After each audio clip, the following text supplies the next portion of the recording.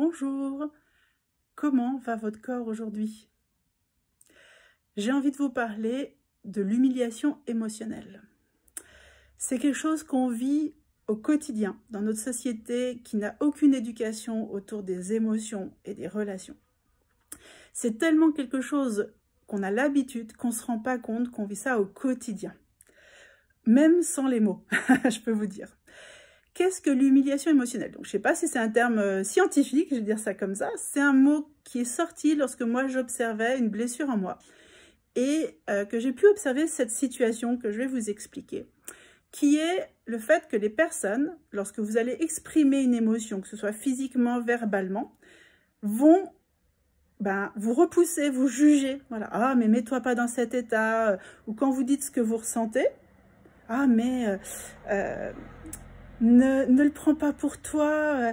Je disais juste que vous sentez que la personne, elle n'est pas très fluide, même si rationnellement, parce que c'est souvent ça, même si rationnellement c'est très concis, ou il y a des mots clairs, organisés, la personne va vous le renvoyer.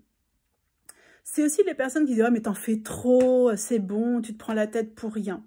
Alors oui, parfois nos émotions nous envahissent et on en fait toute une montagne. Mais si à ce moment-là, elles sortent, peu importe l'émotion, si elles ont besoin de s'exprimer, pour l'instant, il faut les laisser s'exprimer. Donc, toutes personnes qui vont vous empêcher d'exprimer vos émotions vont avoir une posture qui est maltraitante, si on va très loin, hein, si on est dans des comportements très agressifs en face, mais ça peut être juste de l'humiliation. De l'humiliation banale, comme une blague quand on se moque des autres. Ah ben non, mais je rigolais, voyons. Ouais, en tout cas, moi, ça m'a blessée.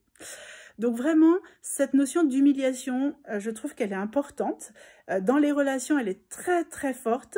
Il y a un schéma aussi très fort entre les hommes et les femmes, où une femme, lorsqu'elle n'a pas exprimé les choses de sa façon, avec son ressenti, plus que parfois de la technicité, hein, de l'intuition plutôt que de la technicité, donc ces conflits entre rationnel et subtil, l'homme va dévaloriser. Mais il y a des femmes qui font ça, et il y a des femmes qui humilient des hommes avec leurs émotions. Attention, n'en faisons pas une généralité, entendez bien ça.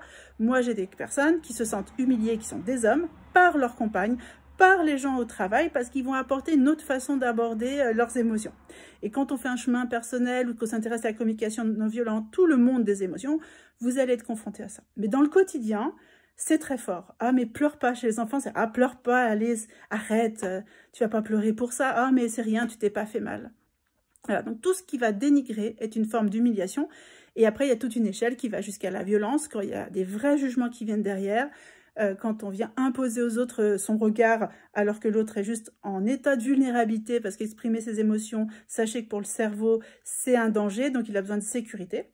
Bien sûr, tout le monde ne le sait pas. Les gens ne le font pas consciemment. On est tous éduqués à ne pas exprimer ses émotions.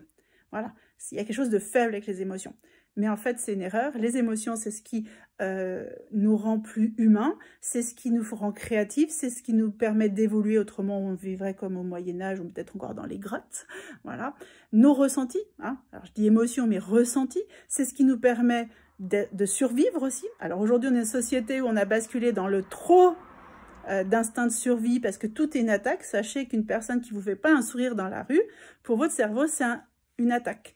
Parce que vous venez de croiser une personne avec qui vous avez un échange visuel, énergétique ou corporel, simplement, hein, c'est échanger, on est dans le bus, n'importe quoi, et pas un sourire, c'est une forme d'attaque parce que ça veut dire oh, « danger, cette personne, elle est contre moi ».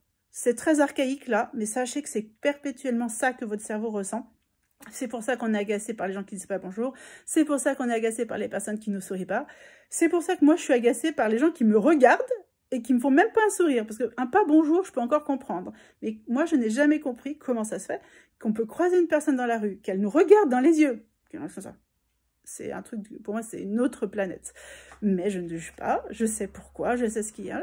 Mais dans mon quotidien, ça me demande parfois de l'énergie pour me régénérer. J'ai besoin de remplir mon réservoir d'affection, de douceur plus souvent. Et aujourd'hui, notre génération, notre époque fait qu'on doit beaucoup le remplir, ce réservoir, parce que le côté affectif, que ce soit ne serait-ce qu'avec un sourire, ne serait-ce qu'un câlin, un toucher, une empathie, on n'a pas. Et donc l'humiliation, ça va être ça. Attention, il ne faut pas tomber non plus dans la victimisation. Effectivement, il y a des personnes qui passent leur temps à se plaindre, à chougner, si on peut le dire comme ça, et là on est dans un mot jugeant, Mais il y a des gens qui n'arrivent pas à sortir de leur boucle. Donc, notre rôle, quand nous, on est conscient de ça, c'est pas de les humilier, justement. C'est juste leur dire, là, je vois que tu as beaucoup d'émotions. Par exemple, on peut ne plus avoir envie d'entendre toujours sur ça et dire, bah, tu sais, peut-être tu devrais aller voir quelqu'un pour pouvoir déposer tout ce que tu vis. Parce que là, ben, ça, c'est un rôle de quelqu'un professionnel dans un cadre sécurisant pour toi. Voilà. Mais il y a des gens qui peuvent être dans cet extrême et on peut dire aux personnes quand c'est trop. Il ne faut pas non plus faire, même un thérapeute ou un psychologue, je peux vous dire, en général, les séances de psychologue ne durent pas plus de 50 minutes. Un thérapeute, au bout d'une heure d'écoute, c'est une très très bonne écoute. On dit que c'est 20 minutes d'écoute d'une personne. Donc voilà, il faut toujours écouter votre cœur, trouver un équilibre. Hein. Ce n'est pas tout blanc ou tout noir. Sachez que les extrêmes reproduisent les mêmes problématiques. Donc voilà, j'avais juste envie de vous parler de ce thème qui est l'humiliation émotionnelle, parce que je le vois tellement au quotidien, on se l'impose à soi-même, hein. N'oubliez pas ça aussi, hein. On est les premiers à s'humilier, voilà, donc à dire non, non, là, n'exprime pas ton émotion. Alors, si vous ne vous sentez pas en sécurité, effectivement, faites attention, soyez observateur, observatrice de ça, mais on est les premiers dans notre inconscient à dire non, ah, c'est n'importe quoi ces émotions, ah mais allez, tu vas pas être triste pour ça, bah tu vas pas avoir peur, t'es fort, t'es forte. Donc vraiment ça, sachez que c'est quelque chose qui est énergétivore, qui vous limite dans vos potentiels, qui est très fatigant. Et puis surtout qui empêche la vivance et la joie. Voilà. Donc dites-moi ce que vous ressentez, comment ça parle en vous, ce que je viens de dire, comment vous vous sentez parfois humilié dans les choses de votre quotidien au niveau émotionnel. Commentez, moi j'aime bien savoir et puis j'espère que ça vous inspire. Je vous embrasse.